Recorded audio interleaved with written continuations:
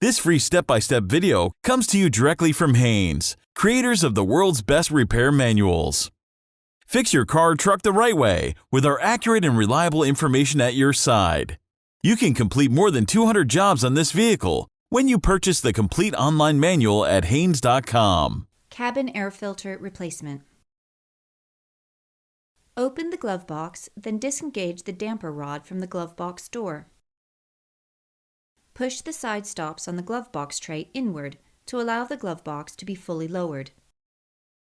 Using a trim tool, gently pry out the rubber tabs along the bottom of the rubber trim cover above the glove box.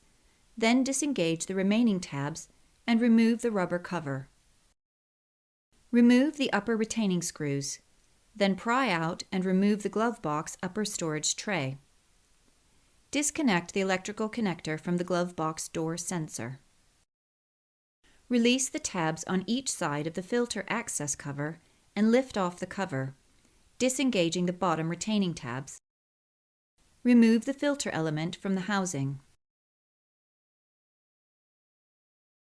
Install the new filter in the correct orientation, making sure the arrow on the side of the filter element is pointing down.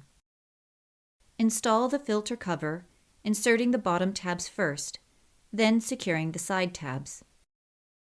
Install the upper storage tray by connecting the electrical connector, then slide it into the opening, making sure all the retaining clips are engaged.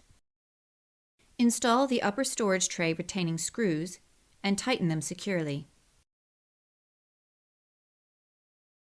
Install the rubber trim cover, making sure all the rubber tabs are engaged. Lift up the glove box while pushing the side stops inward and allow the stops to clear the housing.